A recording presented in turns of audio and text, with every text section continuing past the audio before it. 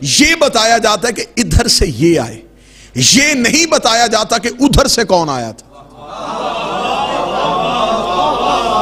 یہ تو چلے گئے، ادھر سے کون آیا؟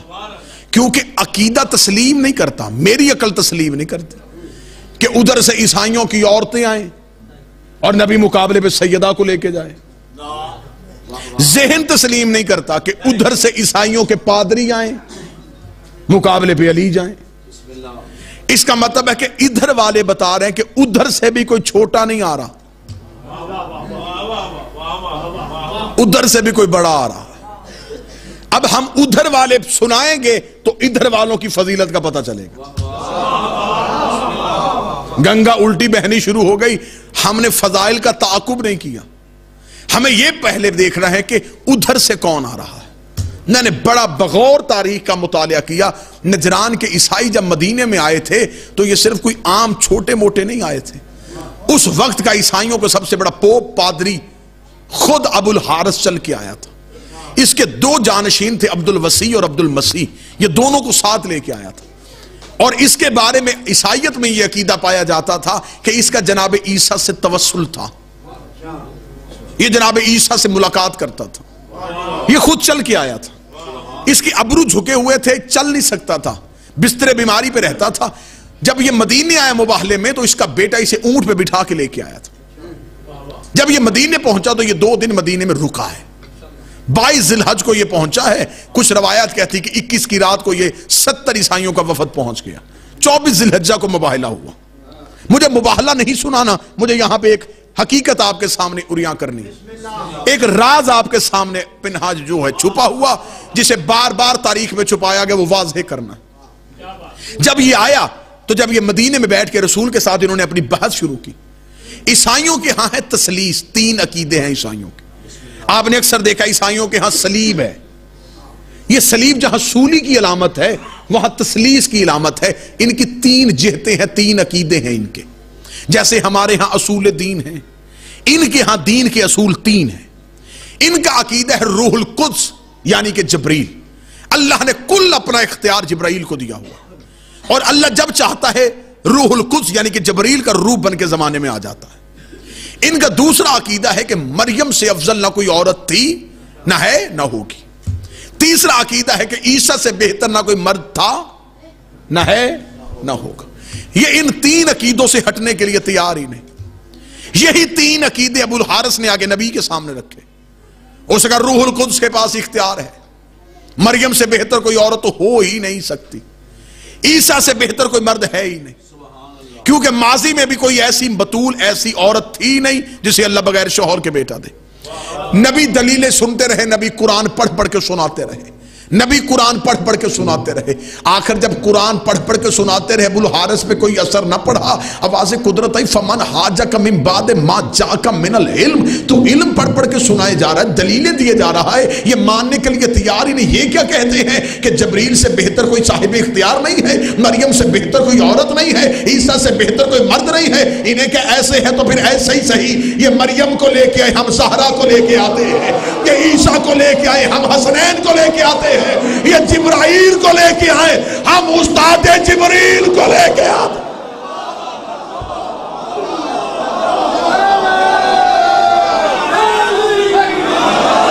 انہیں کو ایسے ہے تو پھر ایسے سے آؤ، پھر تم انہیں لے کے۔ نبی نے انہیں کہا اگر دلیلیں ماننے کے لیے تیار نہیں پھر بلاؤ عیسیٰ، اتارو مریم کو، لا سکتے ہو جبرائیل کو لاؤ۔ ابو الحارث چلا گیا مدینے کے باہر صحرا میں، وہاں بیٹھ کے اس نے تسبیح اٹھائی، توسل کیا عیسیٰ سے، ایک ایک لفظ علم عباس کے سائے میں کہہ رہا ہوں، ایک ایک حرف کا ضامر بن کے کہہ رہا ہوں۔ سب سے بڑی مظلومیت ہے آل محمد پہ کہ ان کے فضائل بھی دشمنی کی وجہ سے چھپائے جاتے ہیں۔ یہ بیٹھ کے اس نے مرادی کی، اس نے کہا عیسیٰ اب ہماری مدد کو آج تو آ گیا، پھر دنیا میں ایک ہی مذہب چلے گا وہ تیرا، تجھے اترنا پڑے گا، تجھے اپنی مادر پاک کو لانا پڑے گا، تجھے جبرائیل کو بھی لانا پڑے گا. یہ توسل کر رہا تھا 70 عیسائیوں کو لے کے. مجھے علم عباس کی عزت قسم کتاب کہتی ہے ادھر سے پنجتن مدینے کی گلیوں سے نکلے. ابو الحارث اپنے ابروؤں کو اٹھا کے کھڑا ہوا. اس نے آتے ہوئے اس پنجتن کو دیکھا.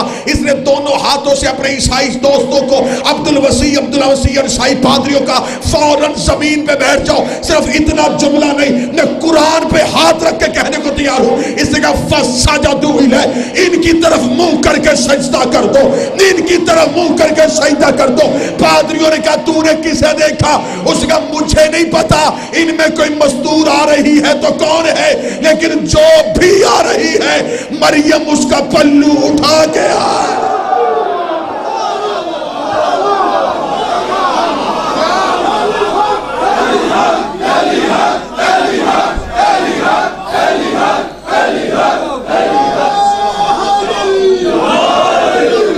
مجھے نہیں پتا،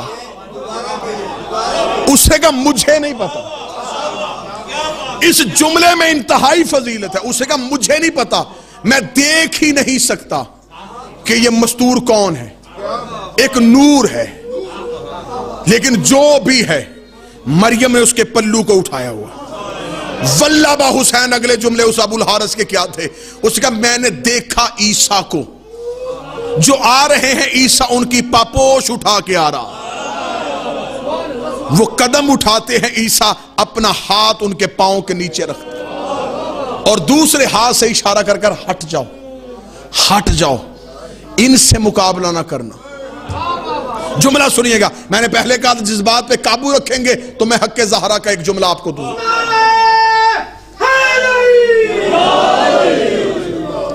فسجدوا الیہ، ان کی طرف منہ کر کے سجدہ کر دو. آپ ذرا یہ سوچئے گا، ایک لمحے کے لیے سوچئے گا. آخر جو عیسائی کہتے عیسیٰ اللہ کا بیٹا ہے، ان کے پاس اللہ کا بیٹا ماننے کے لیے دلیل کیا ہے؟ دیکھیں ہمیشہ علم کا جواب علم سے دینا چاہیے. یہ کوئی نہیں کہ آپ کسی کے مذہب پہ اندھی تنقید کر دیں اور کسی کو غلط کہہ دیں، کسی کو برا کہہ دیں. درود کی چھاؤں میں سیدزادے کا استقبال کیجئے.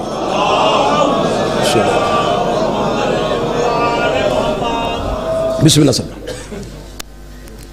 اجازت ہے میں دو جملے آپ کے سامنے پڑھ سکوں. بسم اللہ. آخر عیسائی کہتے ہیں کہ حضرت عیسیٰ اللہ کا بیٹا. کوئی نہ کوئی دلیل تو ہوگی. پوری دنیا میں عیسائی راج کر رہے ہیں. نت نئی جتنی بھی سائنس کی ایجادات آ رہی ہیں وہ عیسائیوں کے ہاتھوں سے نکلی ہوئی.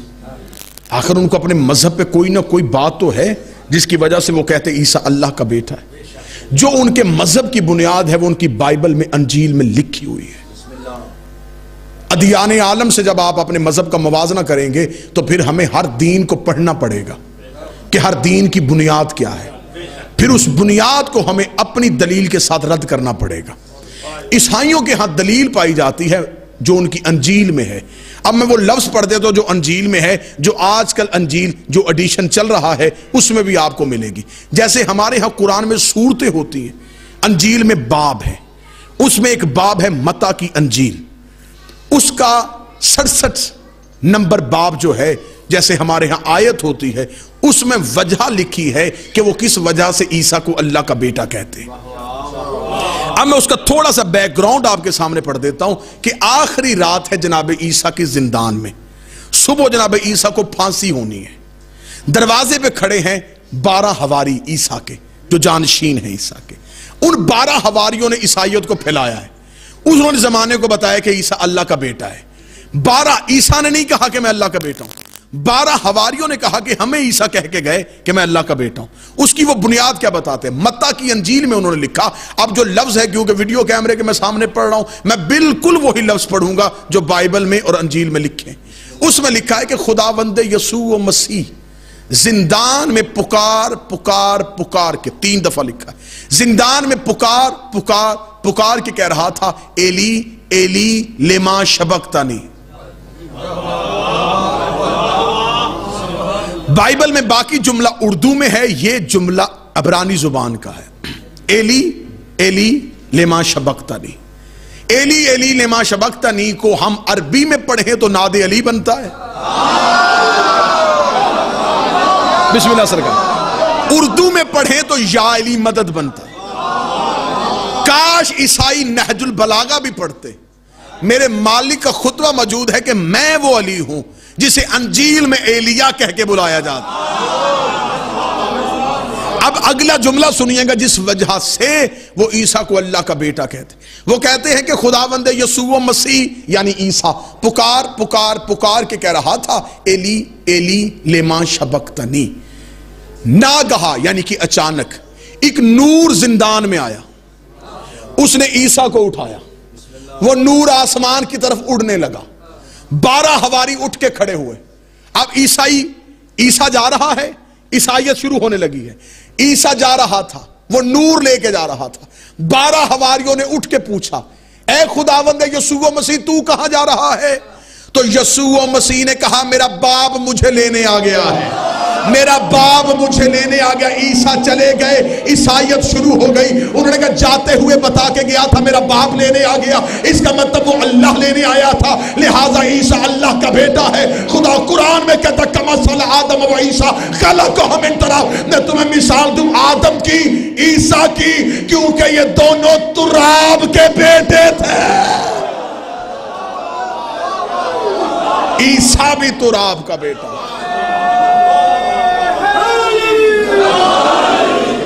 چلے میں عقیدے میں جا کے آسان کر دیتا ہوں جسے عیسائی اللہ سمجھتے ہیں. جو انہوں نے کہا کہ اللہ لینے آیا وہ علی لینے آیا. بس ایک جملہ جو وعدہ کیا تھا حق سیدہ کا. اب خدا نے کہا مباہلے کے میدان میں کھڑی ہو گئی آ کے پنجتن پاک. عیسائیوں نے کر دیا سجدہ, ٹھیک ہو گیا. اب صرف عیسائی نہیں آئے تھے. خدا نے قرآن میں کہا تھا ثم نبتہل فنجل لعنت اللہ علی الکاذبین. میں مباہلے میں صرف پنجتن کو نہیں بھیجوں گا, میں لعنت کو اتاروں گا. وہ مباہلے کے میدان میں کھڑی ہو کے انتظار کرے گی. جو ان کے مقابلے پہ آئے گا, جہاں آپ نے اس نوکر کو اتنی محبت کے ساتھ سنا, اب نتیجہ دے رہا ہوں اور واجب الاحترام بھائی عمران کاظمی صاحب کے حوالے ممبر کروں گا. اس جملے کو آپ نے پوری تقریر کا نچوڑ سمجھ کے قبول کر لینا. خدا نے کہا میں لعنت کو اتاروں گا اور لعنت انتظار کرے گی. مجھے مسجد کے مولوی سے لے کے مکے کے مفتی تک کوئی بتائے کہ خدا نے قرآن میں کہا ہو کہ وہ لعنت عیسائیوں نے قبول نہیں کی تو لعنت واپس آ گئی, یا میں نے لعنت کو رحمت میں بدل دیا. لعنت اتاری ہے, آنے کا ذکر ہے, اس کے جانے کا ذکر نہیں. اب میرا علمی مجمع مجھے بتائے کہ کیا اللہ عالم الغیب ہے یا نہیں ہے؟ ہے. اس اللہ کو نہیں پتا تھا کہ عیسائیوں نے بحث نہیں کرنی؟ پتا تھا. جب اسے پتا تھا پھر اس نے لعنت بھیجی کیوں؟ اس کا مطلب اس نے بھیجی کہیں اور ہے اور پہنچانا کہیں اور چاہتا ہے. اس نے بھیج کہیں اور دی اور پہنچانا کہیں اور چاہتا ہے. مباہلے کے میدان میں کھڑی لعنت انتظار کر رہی تھی کوئی پنجتن کے مقابلے پہ آئے تو میں اسے تنہا نہ جانے دوں, میں اس کے ساتھ چلی جاؤں. عیسائی اپنے موقف سے ہٹ گئے, عیسائیوں نے جزیہ دے دیا, عیسائیوں نے سجدہ کر دیا, عیسائیوں نے معافی مانگ لی. اس کا مطلب عیسائیوں نے لعنت کو قبول نہ کیا. مرضی کے مولوی اکٹھے کر کے پوچھ, پھر وہ لعنت گئی تو گئی کہا. لعنت نے سفر کرنا شروع کر دیا. تھوڑے عرصے بعد انہی پنجتن میں ایک بی بی ایک بھرے دربار میں جا کے کھڑی ہو گئی. بی بی نے کہا میری جگیر دے. اس نے کہا تیرے پاس کوئی گواہ ہے تو لے کے آ. وہی مباہلے والے گواہ یاد آئے. بی بی نے کہا میرا علی گواہ, میرا حسن گواہ, میرا حسین گواہ. اس نے کہا میں تیری گواہیوں کو نہیں مانتا. بی بی نے کہا میں بھی جگیر لینے نہیں آئی, مباہلے والی لعنت واپس پہنچانے آئے. میرا مطالبہ بھی جاگیر نہیں, میں وہ لعنت واپس بھیجنے آئی ہوں جو اللہ نے ہمارے دشمنوں کے لیے اتاری. دشمن کے دربار میں 4 گھنٹے چپ کر کے کھڑی رہی.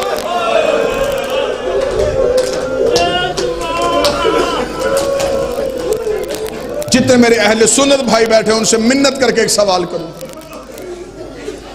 دعا کیا کرو قدر والی چیز بے قدروں کے سامنے نہ جائے. بک جو رہا تھا مصر کے چوک میں یوسف نبی, کاش خریداروں میں یعقوب کھڑا ہوتا, پھر بتاتا کہ یوسف کے سر کے بال کی قیمت کیا.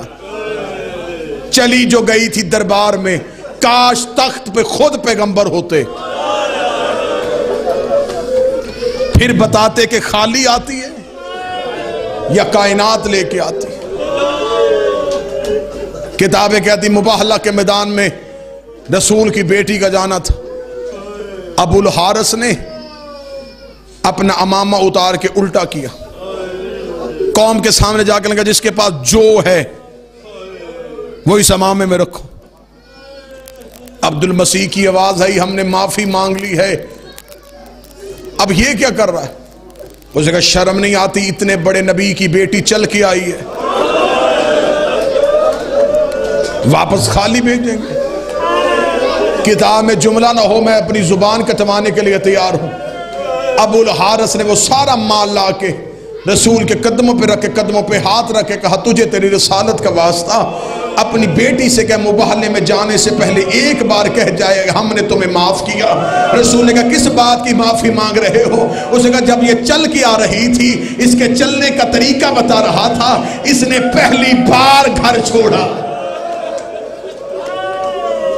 یہ کبھی کہیں چل کے نہیں گئی۔ بس اس دن سے سیدہ کے ذہن میں یہ بات بیٹھ گئی کہ میں جہاں بھی جاؤں گی میری اتنی ہی عزت ہوگی۔ بابے کے بعد پہلی بار دربار میں گئی، 4 گھنٹے چپ کر کے کھڑی رہی ہے۔ اب کوئی سید بیٹھا مجھے معاف کر دینا، میں تفصیلات میں جا نہیں سکتا۔ جب تھک گئی پھر رو کے کہتی چچا سلمان ان سے کہہ دے میں اتنی دیر کھڑے رہنے کی عادی نہیں ہوں، ان کے دربار میں کوئی کرسی نہیں ہے تو میں زمین پہ بیٹھ جاتی ہوں۔ سلمان نے اپنی کمر سے ہاتھ اٹھائے، آواز دے کے کہا شرم کرو، نبی کی بیٹی دربار میں آ کے کھڑی ہے۔ حاکم کی آواز آئی، پوچھ کیا لینے آئی ہے؟ بی بی نے کہا بے کا حق لینے آئی ہوں۔ اسی کہ تیرے پاس کوئی ثبوت ہے تو دے۔ بی بی نے تحریر کو پیش کیا، 1400 بندہ کرسیوں میں بیٹھا تھا، ایک ایک بندے کو تحریر دکھائی گئی، دیکھو یہ مہر محمد کی ہے، دیکھو یہ دستخط محمد کے ہے، میرا علم عباس پہ ہاتھ ہے، میں غلط پڑھوں غازی کا مجرم بنوں۔ 1400 بندہ تحریر کو پڑھتا رہا، حاکم کے ہاتھ میں تحریر آئی، اسے کہا بطول تیرے پاس کوئی گواہ ہے؟ اتنا کہنا تھا، حسن نے اپنا امامہ اتار کے ہاتھوں پہ رکھا، حسین نے امامہ اتار کے ہاتھوں پہ رکھا، آواز آئی ہم اپنی ماں کے گواہ ہیں، ہم گواہی دیتے ہیں ہماری ماں سچ بول رہی ہے۔ اتنا کہنا تھا، نبی کے صحابیوں کی آنکھوں میں آنسو آئے، یا اس نے اشکہن شکن شکا تحریر کو پھاڑنا شروع کیا، تحریر پھاڑ پھاڑ کے کہتا رہا بطول تیرے بابے کو ہذیان تھا۔ اتنا کہنا تھا، سر کے بال سفید ہو گئے، آواز آئی بے شک حق نہ دے میرے بابے کی توہین، بے شک حق نہ دے، توہین نہ کر محمد کی۔ 1.5 یا 2 منٹ اور پڑھتا ہوں، نہ شہادت پڑھوں گا نہ بطول کے زخم پڑھوں گا۔ میں نے آج تک اس مخدومہ کی شہادت نہیں پڑھی، اور نہ ہی کوئی پڑھ سکتا ہے، نہ ہی کسی کو آتی ہے۔ جسے پتا ہے وہ پردے میں خون رو رہا۔ 3 درد پڑھتا ہوں، 3 درد پڑھوں گا، صرف 3 درد پڑھوں گا۔ پہلے 2 درد پڑھوں گا اور 2 دردوں کی وجہ پڑھوں گا۔ معافی مانگ کے کہوں ملتان عزاداری کے حوالے سے معتبر شہر، سادات تشریف فرما ہیں، جنہوں نے میرے بعد پڑھنا ہے وہ بھی میرے مالک کے پاک سیدہ کے مخصوص چنے ہوئے ذاکر سیدزادہ بھی ہے، میں معافی مانگوں گا۔ بابا شوکت شاہ جی معافی مانگ کے، پیر باقر شاہ جی معافی مانگ کے، میں 3 درد پڑھنے لگا ہوں نبی کی بیٹی کے۔ پہلا درد پڑھوں گا، اس کی وجہ پڑھوں گا، دوسرا درد پڑھوں گا، وجہ پڑھوں گا، تیسرا صرف درد پڑھوں گا، وجہ نہیں پڑھوں گا، کیونکہ میں امتی ہوں، مجھے اندازہ ہے کہ اس منبر سے کتنا پڑھنا چاہیے ایک امتی کو۔ 2 درد پڑھ کے وجہ پڑھوں گا۔ پہلا درد، یہ کائنات کی پہلی اور آخری مظلومہ ہے جسے 7 چادروں کا کفن ملا ہے۔ جس کا رونا نہیں آیا اس نے یہ سمجھا کہ شاید علی امیر تھا تو 7 چادریں دی. علی نے پہلی چادر دی, فضا روتی ہی پردے سے باہر آئی, آواز آئی یا علی خون نہیں رک رہا. علی نے دوسری چادر دی, فضا کی آواز آئی یا علی زخم بڑا گہرا ہے. علی نے تیسری چادر دی, فضا کی آواز آئی یا علی پہلو کا خون بند نہیں ہوا, رکھ میرے سر پہ قرآن. چھٹی چادر فضا کے ہاتھ میں آئی, روتی ہوئی علی کے قدموں پہ گری, رو کہتی تیری غربت کی قسم زہرا کی پسریاں شہید ہو. یا علی حسین کی ماں کا پہلو شکستہ. پہلا درد پڑا, آواز تھوڑی تیز کی, پہلا میں نے درد پڑھا, 7 چادریں, میرے اندر طاقت, میں نے وجہ پڑھ دی. دوسرا درد سننا سید معاف کرنا, دوسرا درد کیا, یہ کائنات کی پہلی اور آخری مظلومہ ہے جس کی علی نے 40 قبریں کھودی. میں پھر پڑھتا ہوں, علی نے زہرا کی 40 قبریں کھودی ہیں, رکھ میرے سر پہ قرآن. ساری رات علی بیلچہ کاندھے پہ رکھ کے مدینے میں بطول کی قبریں کھودتا رہا. آدھی رات کو علی گھر آئے, زینب چھوٹے سے ہاتھ جوڑ کے کہتی بابا تجھے جو پتا ہمیں چپ کروانے والا کوئی نہیں ہے, بابا تو ماں کا جنازہ چھوڑ کے کہاں گیا تھا؟ فرمایا زینب میں قبریں بنا کے آیا ہوں. فرمایا کتنی بنا کے آیا؟ علی کی آواز آئی 40 قبریں. زینب رو کہتی ایک زہرا کی 40 قبریں. علی نے زینب کو سینے سے لگایا, روکے گا تجھے کس نے کہا؟